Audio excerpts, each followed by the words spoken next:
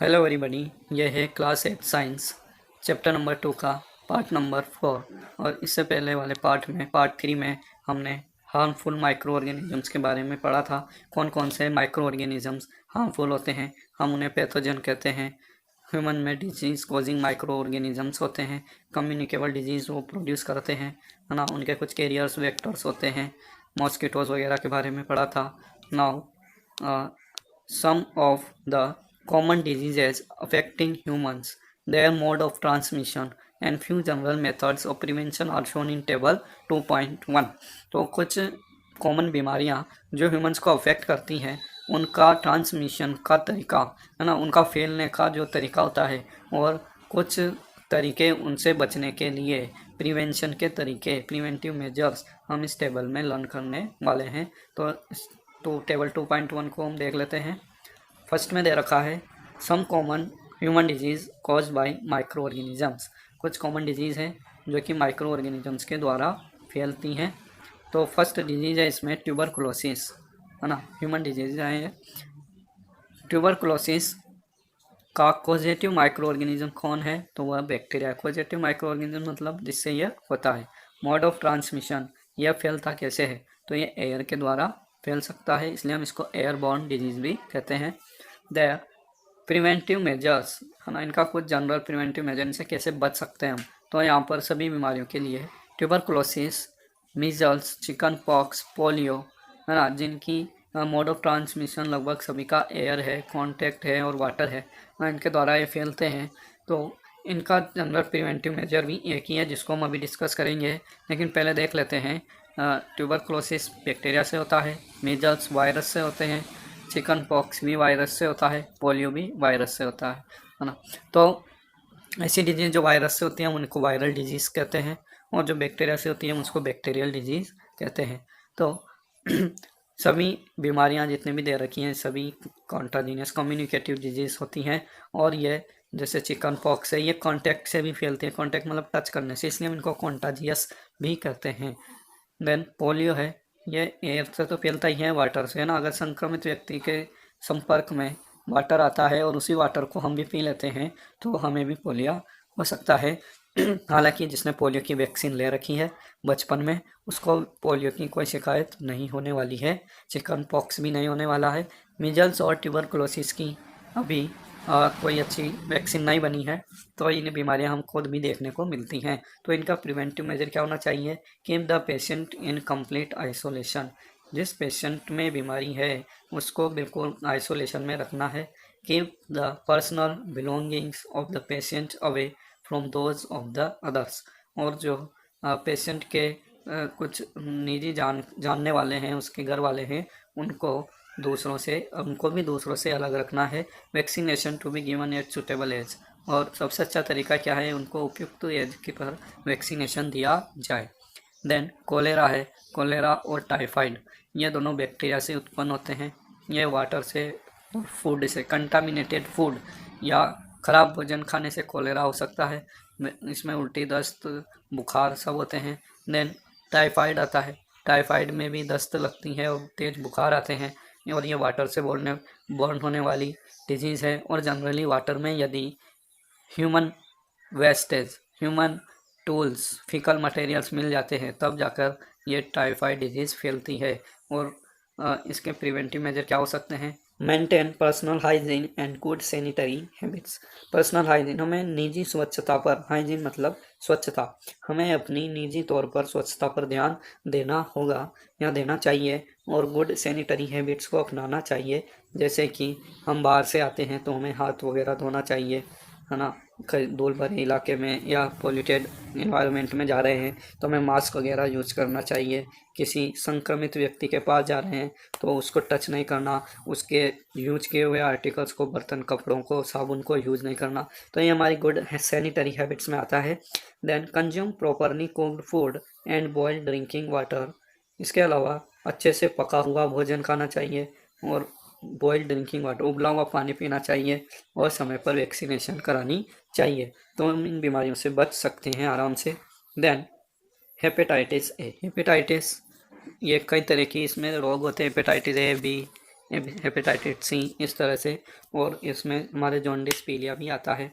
तो ये वायरस से होने वाली बीमारी है, वायरस लीवर पर अटैक करता है और ये वाटर से फैलने वाली बीमारी है।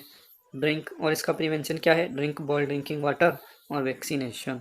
हेपेटाइटिस की भी वैक्सीनेशन होती है, आपने सुना होगा, देखा होगा, छोटे बच्चों को टीके लगते हैं।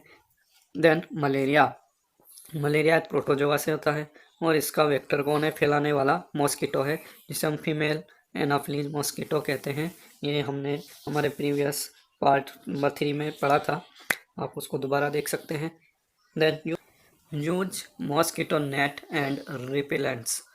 मॉस्किटो नेट आती है, जाली होती हैं जो बेड के आसपास लगाई जा सकती है और मच्छरों से बचा जा सकता है। यदि मच्छर फीमेल एनाफिलीज मॉस्किटो के कांटेक्ट में नहीं आएंगे तो प्रोटोजोआ भी हमारी बॉडी में नहीं आएगा और मलेरिया भी हमें नहीं होगा। इसके अलावा रिपेलेंट्स होते हैं, लिक्विड्स होते हैं कुछ, ऑल आउट वगैरह, उनको भी यूज कर सकते हैं। Spray insecticides and control breeding of mosquitoes by not allowing water to collect in the surroundings. इसके अलावा यदि आपके आसपास पानी कलेक्ट होता है, इकट्ठा होता है, गंदा पानी, तो उसमें मच्छर बहुत ज़्यादा ब्रीडिंग करते हैं।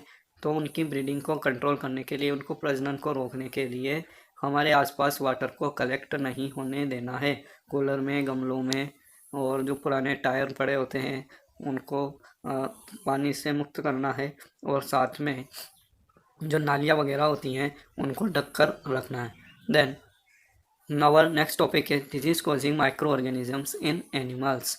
कुछ एनिमल्स में, पशुओं में भी बीमारियां होती हैं, तो उनके बारे में हम डिस्कस करने वाले हैं। Several micro organisms not only cause disease in humans and plants but also in animals. तो कुछ माइक्रो ऑर्गेनिजम्स ऐसे भी होते हैं जो एनिमल्स में भी डिजीज उत्पन्न करते हैं, ह्यूमंस और प्लांट्स के अलावा।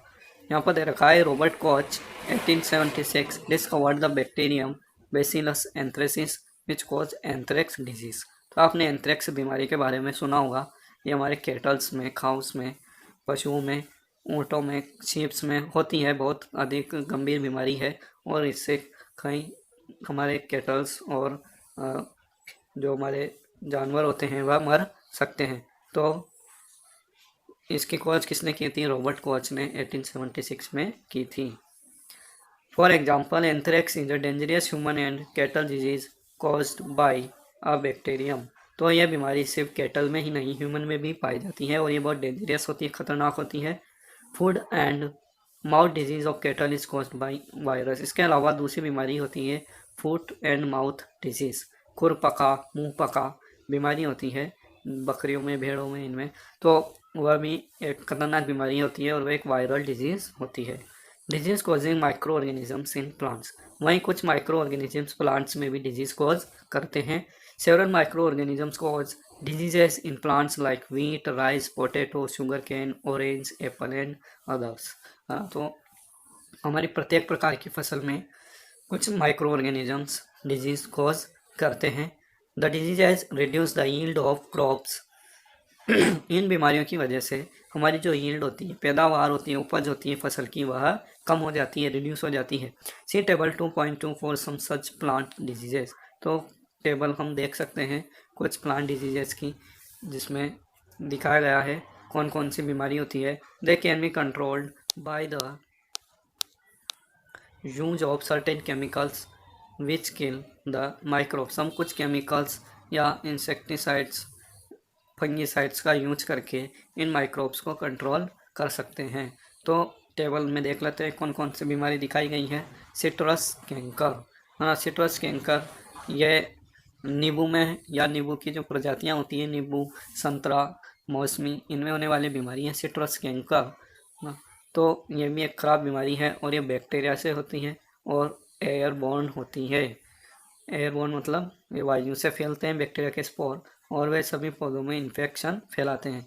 देन रस्ट ऑफ व्हीट, गेहूँ का रस्ट ना, तो ये बीमारी का नाम है रस्ट ऑफ व्हीट और ये फंगल डिजीज़ है। इसको हम बोलेंगे फंगल डिजीज़ क्योंकि ये एक फंगी से फैलती है और ये एयर के द्वारा और सीड्स के द्वारा ना, बीजों में अगर संक्रमण है तो वह सभी बीजों में फैला देंगे उसको।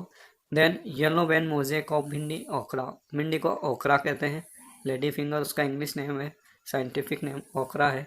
तो भिंडी की येलो वेन मोज़ेक बीमारी होती है, यह वायरस से होती है और यह इंसेक्ट से फैलाई जाती है। ठीक है, ये वायरस इंसेक्ट्स में पाए जाते हैं और वे इंसेक्ट जो छोटी मोटी मक्खियाँ होती हैं जो पौधों पर बैठती हैं उनसे वह फैलते हैं। Then our next topic is food poisoning. Food poisoning means यह जहर का खाने में जहरबाज होना या खाने का जहरीला हो जाना या खराब भोजन खाने की वजह से पेट का खराब हो जाना क्या कहलाता है, हमारे फूड पॉइजनिंग कहलाता है।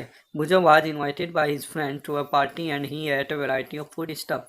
बुजो को उसके दोस्त ने एक पार्टी में इनवाइट किया और उसने कई तरह के भोजन वहाँ पर खाए।